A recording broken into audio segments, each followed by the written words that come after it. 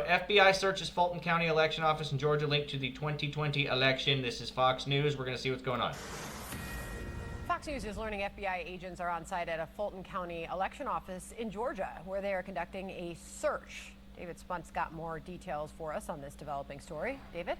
Hi, Sandra. This is a satellite office for the Fulton County Elections Office. The FBI Atlanta press office confirming this, not giving many details, saying that the FBI is executing a court-authorized law enforcement action. No other details at this time, but we do know via sources a judge signed off on this warrant, allowing these agents, as you see them, enter this building to take items from the inside. Now, we're told that this is a sealed matter before the court, meaning I don't need to know what they find because I saw Mike Lindell's thing about it.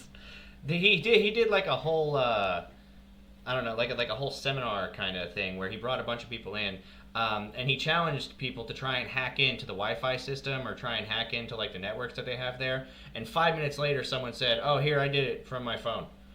He went, "What? You could do that?" He's like, "Yeah, we can just hack into shit. It's fine."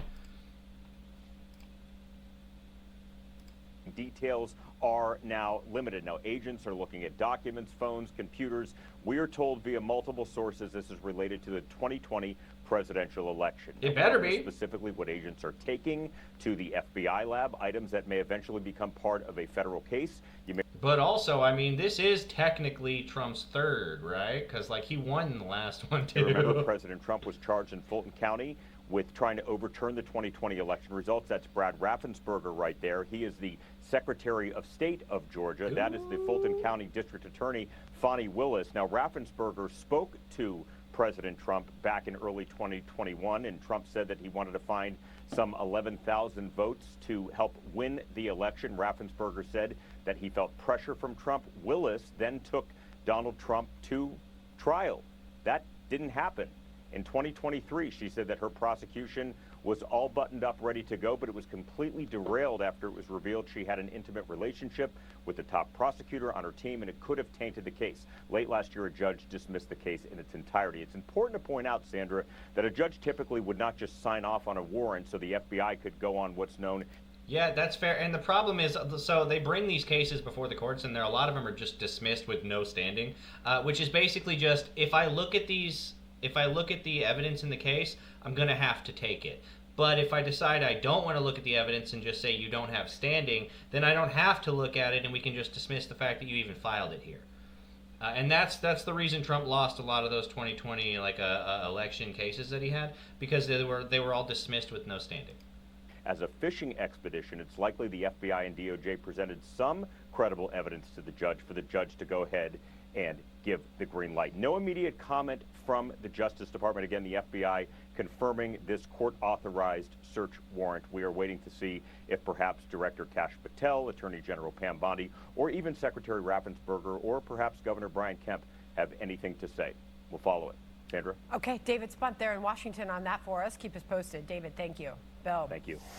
Well, Sandra, Charlie Kirk's alleged assassin has a court hearing next week, Good. And his lawyers want to... We got somebody else. Nice. ...exclude video of the... Look, say what you want, but we're getting some accountability from the Trump Justice Department. It just might not be as fast as we all want it to be. And it might not be in the quantities that we all wanted either, but we're getting something. ...murder happening. They claim it would violate his right to a fair trial. For more on this, we are joined by Andy McCarthy, a Fox News contributor and former assistant U.S. attorney. Andy, always... Okay, now that I'm actually looking at it, there's a lot of bald people. Like, what is this? It's great to see you. Thanks for coming on this afternoon. Bill, how are you? Good. So I'm looking forward to getting your thoughts here. So this hearing next week, it's not on the merits of the case. It's the defense trying to get a county prosecutor off the case because they feel there's a conflict of interest because that prosecutor has a child who goes to Utah Valley University. So they're saying showing this video of the murder during that hearing about a conflict of interest is irrelevant, it's graphic, and it would potentially alienate future jurors. Do they have a point here? But you mean showing the video of him doing the crime? Showing the proof of him doing the crime? What are we doing? Well, they have a point, Bill, in the sense that it's not really necessary for the judge to view that video in the context of deciding whether the prosecutor has to be removed because he's got a daughter who may have been either at the school or in the audience. I don't look. I can understand why that would be.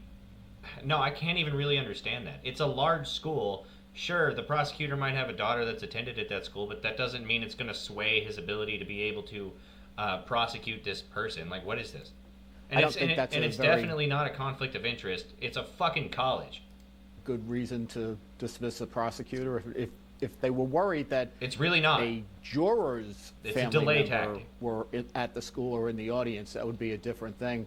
But there's no requirement that prosecutors may be biased in favor of prosecution.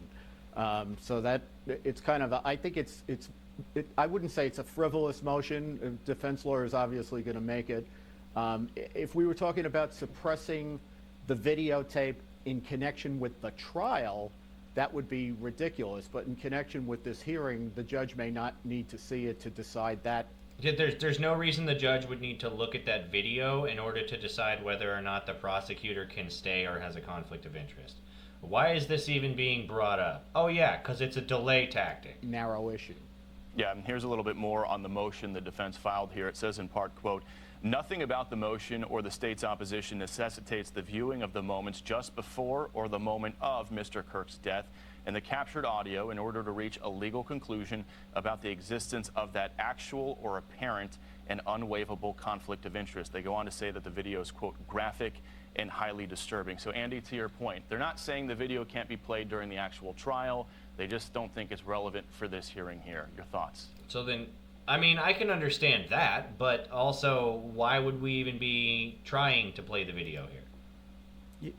And it may be, Bill, Is that this is this like a sentencing thing for him? Is this what I mean? Is this the beginning of his trial? What is this? if the prosecutors think about it, it's going to be difficult enough to select a jury in this case. So Oh, yeah, they no, may they not haven't want to even- be in a okay. position of being depicted as sort of overemphasizing. So in the past, I was actually on the jury for a domestic violence case, and I had the honor and privilege of becoming the jury foreman, which basically just means that I get to be the guy that stands up and says whether or not, like, okay, on X, like on this count of this charge, we find you, not guilty, or whatever. So I was really actually honored and proud to do that because I've always wanted to be on a jury before, and it was really cool.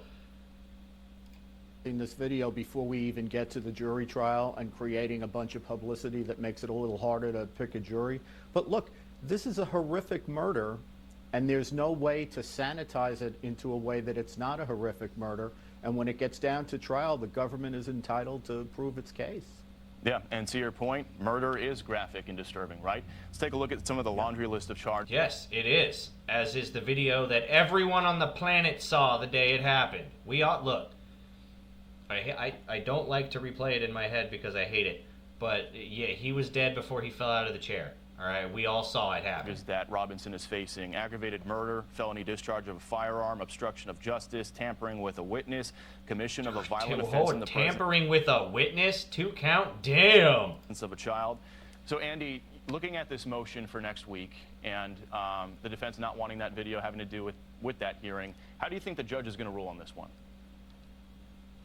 I think the judge will rule that the prosecutor can stay on the case. This is not an adequate basis to remove a prosecutor. If you think about it, Bill, common sense-wise, I prosecuted murderers and terrorists and all that stuff.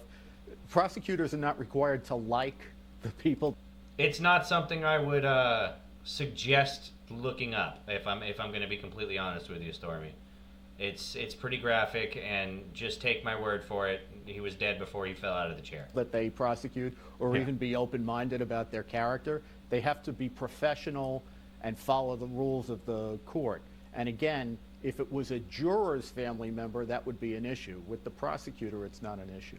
Yep, certainly going to be a whole lot of eyeballs on this one. Andy McCarthy, always appreciate your expertise, and thank you so much for coming on today.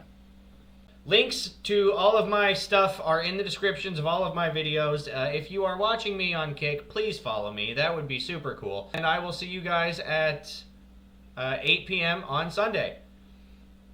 Bye.